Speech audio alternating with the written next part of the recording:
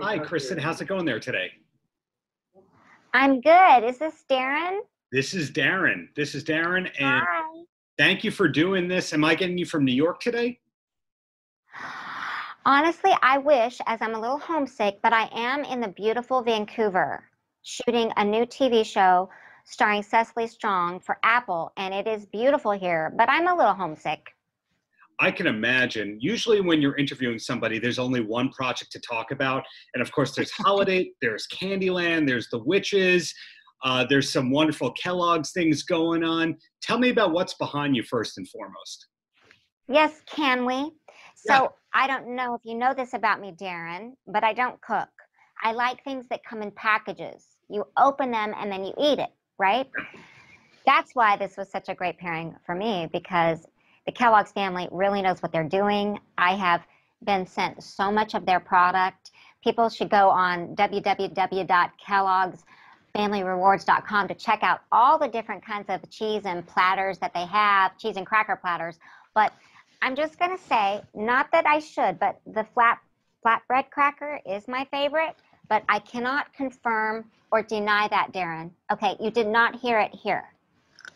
I personally am a flatbread person when it comes to trying to eat healthy but indulgent at the same time. So great offerings behind you. And the movie Holiday, my wife told me last night I had to watch it. We watched it. Then I realized, wait, you're in that. It was an absolute great coincidence and all that. What time of year did you film that? Because, of course, it shows all sorts of holidays. Okay, thank you for asking this, Darren. I would love to say we were in cozy, chilly Utah shooting the Christmas movie, but we were in hot Atlanta. Now, I love you, Atlanta, but it was hot, and it was July. It was May, June, and July. So, you know, I was hot, okay? I was hot, but I had a blast. It was so fun. I'm really glad that you're talking to me still. I think my family in Oklahoma was a little like, what did you do? But it was a fun movie and part to play. And you're from a very cool, in my opinion, part of Oklahoma. You're from a suburb of Tulsa. When did you start to notice that it was cool out there and not just that's where I grew up? Wow, thank you for saying that, really. I remember when we arrived, I was in the second grade, and I literally, Darren, saw a teepee, and I thought, I want to go in that. I have since been to several powwows and come to understand a little bit more of my heritage, and I'm really glad that I grew up the way I grew up in that town. We had a sense of community there that I don't know if it's internet or my age, but I feel like is lacking today. So there was a real sense of community and almost a non-judgment place. It was a great merging of city and country, and you know, I loved growing up there. When I was last in Tulsa, I saw that they were actually paying artists and people to move out there and be creative. Did your roots as a performer go back to even then, or did it more have to emerge once you left Oklahoma? Oh, for sure it started there. When I was a little bitty girl, I auditioned for Tulsa Ballet Theater. They didn't take very many kids. I was lucky enough to be accepted. I did the church choir. Think about it. I was in the Bible Belt. So how was I going to sing and learn? My parents, we weren't moving to New York anytime soon. So I did ballet. I took piano lessons. I was in the church choir and the plays at school. I was pretty much a normal kid, but I was, you know, singled out as, wait, what is that? You know, and I did feel kind of by myself in that way. But I had great teachers, which continued on to Oklahoma City University, where I met my mentor, Florence Birdwell, who I still have in my head today. And I can hear her going, you're not breathing deep. I can't understand you. And those are the kind of teachers that stay with you and help you have a long career. So let's let it stand for the record. You made Oklahoma cool before Hanson did. Thank you. And Hanson, you know I love you. But hello. I was there first, babies. Yeah, you bridged the gap between Leon Russell and Hanson, which is a big accomplishment. That you said Leon Russell makes you way cooler than anybody I've talked to today, Darren, Leon Russell is the king. Let's just get it straight. And then there's Reba. Yeah. Oh, the list goes on and on. There's Jerry Cantrell from Alice in Chains, but hey, that is not what we're talking about. Oh, you're pointing at your nose. That means, I love him. Okay. Come on now. Come on now. Come on now. Come on. Well, going back to the many projects that you have going on there, does Kellogg's in any way factor into Candyland, or that's just, it happens to be food related and Kellogg's and that's separate? What's so funny, Darren, as I've said, I don't cook. It's funny and ironic that I am the host of a show called Candyland the Food Network. Yeah. It was an interesting call to get because I'm not comfortable in a kitchen. The reality-based competition show is amazing. Watching other artists build things out of confection and sugar, I was amazed at what we did, what they did, what I got to see and witness.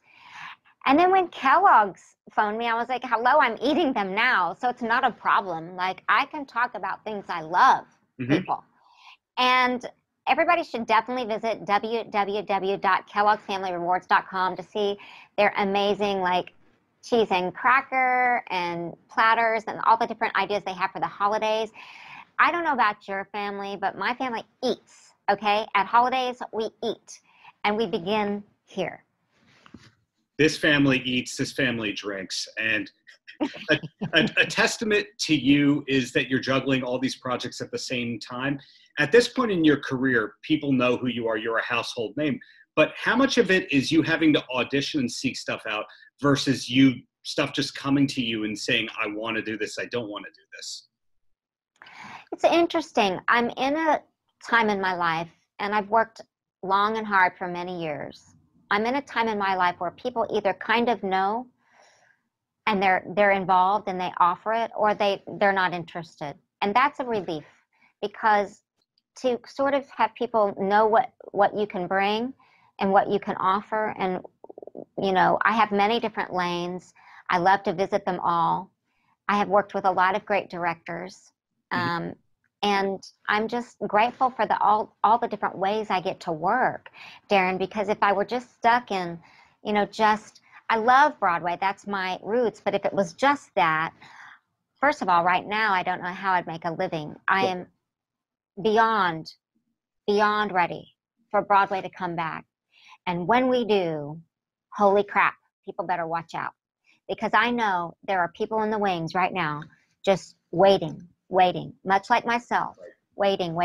I love film and TV, but the concert tour has been postponed. I was in the middle of it, just starting for the girls tour. And Broadway performers like me we're salivating. Of course, we want to come back safe, right?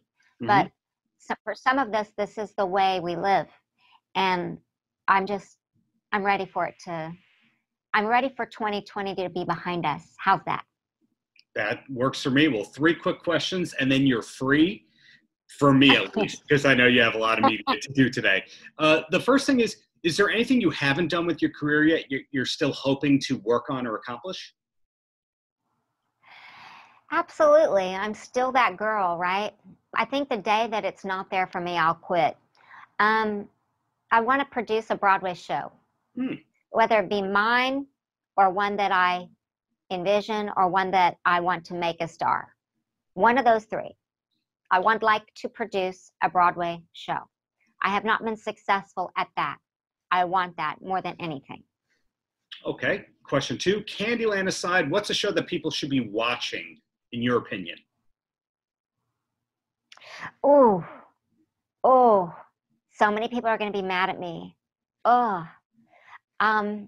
Obviously scripted shows are really important as I'm an actress, but I love anything on Bravo, and I love Below Deck and Scene.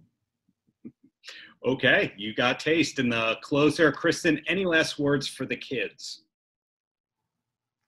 Yeah, for all kids out there, I'm speaking to you as a former kid and a kid at heart. This too shall pass. And when it does, we will be ready. Well, thank you. And thank you to Team Kellogg's for making this happen, and just keep up the greatness there. Thank you, Darren. Be safe. You Stay too. safe. Take care. Paltrocast.